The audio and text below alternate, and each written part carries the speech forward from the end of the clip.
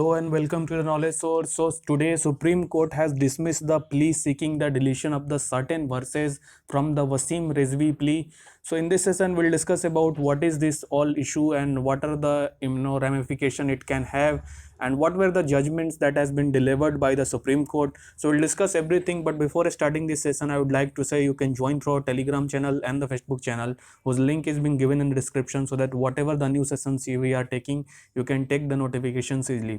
सो अगर मैं बात करूँ, आज सुप्रीम कोर्ट ने जो वसीम रिजवी का एक पीआईएल फील्ड के लिए किया गया था, जहां पे उन्होंने बात की थी कि जो 26 वर्सेज कुरान के अंडर मेंशन्ड है, वो वर्सेज जो मेंशन किए गए हैं कुरान में वो बहुत ही रेडिकल हैं, उनके जो मेथोडोलॉजीज हैं या फिर उन पे रिलायल अगर मैं बोलूँ उन पे डिपेंडेंसी है, जो एक्सट्रीमिस्ट या फंडामेंटलिस्ट नेचर के जो इस्लामिक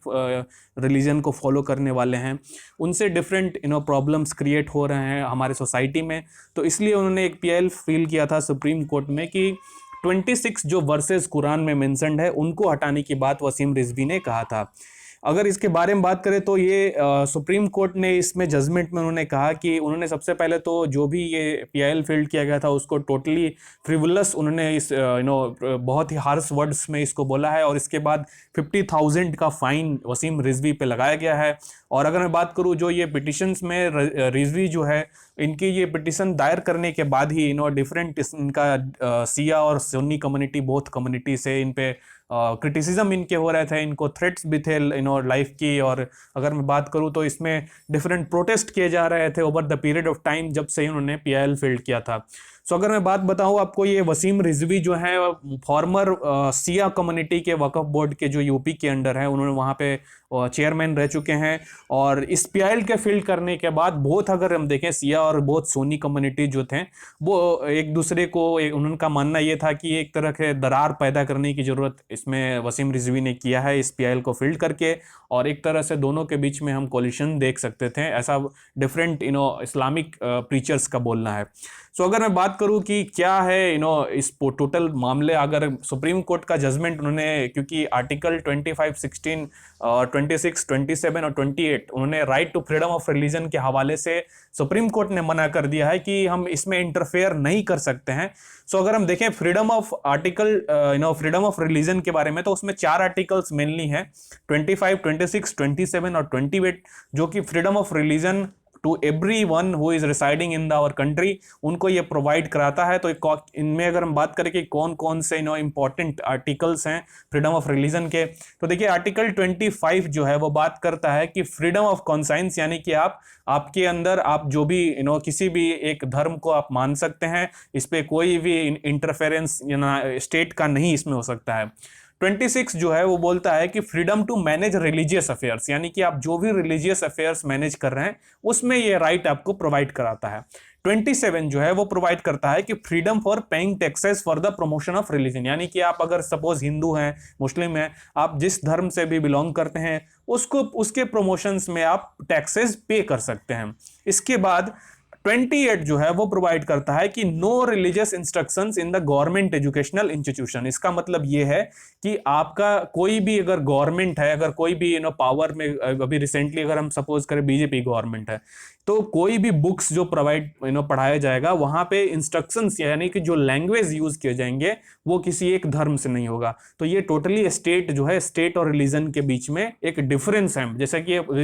वेस्टर्न कंट्रीज में अगर आप देखें तो जो भी वहां पे रिलीजियन और स्टेट के बीच में ज़्यादा डिफरेंसेस नहीं होता है। आपको ये देखते हैं कि जो चर्च की जो डिसीजंस होते हैं कई बार गवर्नमेंट वहाँ पे जो पावर में है उनके ऊपर ओवरलैपिंग होता है, लेकिन यहाँ पे क्या है कि जो गवर्नमेंट और जो भी आप रिलीजियस मैनेजमेंट जो फॉलो करते हैं उनमें एक डिफरेंस है, यानी कि गवर्नमेंट कोई भी रिलीजन नहीं फॉलो करता है, यानी कि कोई भी स्टेट का, हमारे इंडिया में स्टेट का कोई भी रिलीजन नहीं है। तो इसका मीनिंग यह है। अगर हम देखें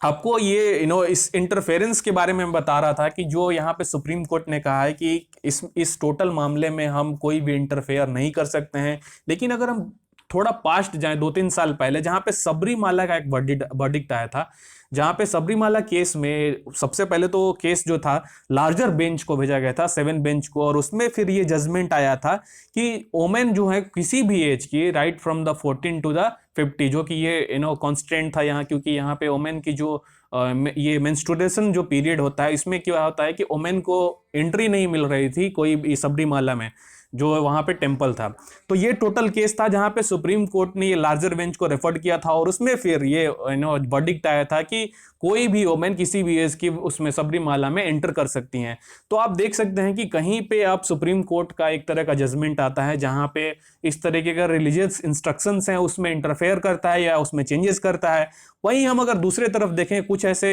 रिलीजियस अफेयर्स आते हैं जहाँ पे सुप्रीम कोर्ट का स्टैंड ये रहता है और वो डिनाई कर देते हैं कि this is the right to freedom of management of religion, so we can not interfere in it. So आप देख सकते हैं कि देयर आर टू वर्डिक्ट्स और दोनों डिफरेंट हैं। तो ये खैर सुप्रीम कोर्ट का इसमें जजमेंट है। लेकिन अगर हम देखें कि कौन कौन से ऐसे ग्राउंड हैं जहाँ पे ये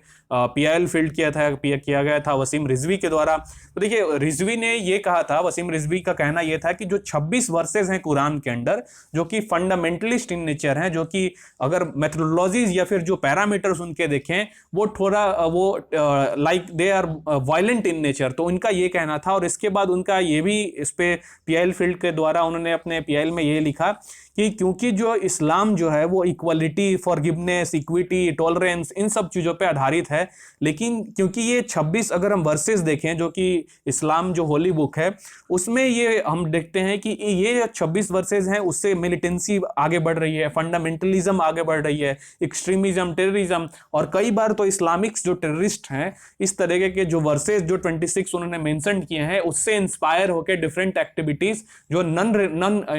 जो इस्लाम को फॉलो नहीं करते हैं उन पे अटैक करते हैं। और इसके साथ साथ रिजवी ने ये भी एक मुद्दा उठाया कि जो मदरसाज हैं जहाँ पे ये सब प्रीचेज 26 वर्सेस को इस तरीके से पढ़ाया जाता है, उनके दिमाग में इस तरीके से नर्चर किया जाता है ताकि वो इस 26 वर्सेस को अपने पूरे माइंड में अडॉप्ट कर लेते हैं, और जब वो by the passes of the time वो जब बड़े होते हैं तो इस तरह से उनके जो सोसाइटी में एक्सेप्टेंस है वो कहीं ना कहीं बहुत ही मिसिंग है। ये वसीम रिजवी का अपने टोटल PIL में उनने मेंशन किया गया था। अभी हम देखते हैं कि सुप्रीम कोर्ट ने इस पे क्या कहा। ठीक है, सबसे पहले तो सुप्रीम कोर्ट ने ये कहा कि courts cannot sit in the judgement over the Quran, और जो भी कंटेंट्स वहां पे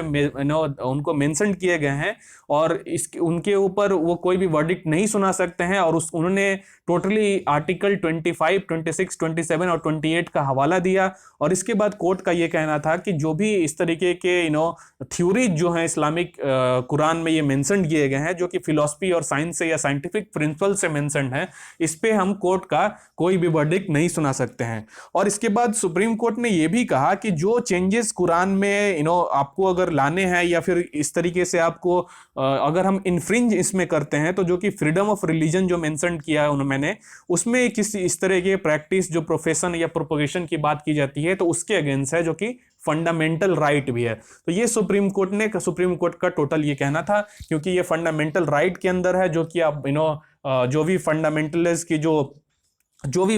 इस वर्सेस कुरान में मेंशन्ड हैं तो ये इसके चलते हम इसमें कोई भी इंटरफेयर नहीं कर सकते हैं। लेकिन अगर आपको मैं बताऊं कि जो पहले का जजमेंट जो भी सुप्रीम कोर्ट का अगर देखें हम, जो article right to freedom of religion से उसके अंतर्गत है, तो जैसा सबरीमाला का एक इंसिडेंट हो गया, तो ये कहीं ना कहीं। और दूसरी चीज मैं आपको ये बताऊं कि जो ये वसीम रिजवी का PIL फील्ड किया गया था वो कुछ सेक्शंस तो ऐसे इस्लाम के अंडर थे उसमें वो चेंजेस चाहते थे। तो मैं ये बेसिकली ये बोलना चाहता हूं कि मे बी शायद सुप्रीम कोर्ट इस पे देख सकता था कि क्या इसमें चेंजेस लाए जा सकते हैं या फिर क्या ऐसे मेथड्स जो हैं इस कुरान के वर्सेस पे जो कि कॉन्ट्राडिक्टरी हैं तो उस पे क्या चेंजेस लाए जा सकते थे। ये सुप्रीम कोर्ट मे बी इस पे कंसिडर कर सकता था, लेकिन अभी के लिए ये न्यूज़ है कि सुप्रीम कोर्ट ने इस पे टोटली नकार दिया गया है। So I really hope you guys have understood the whole concept. So that's it for today. Thank you as well as for joining.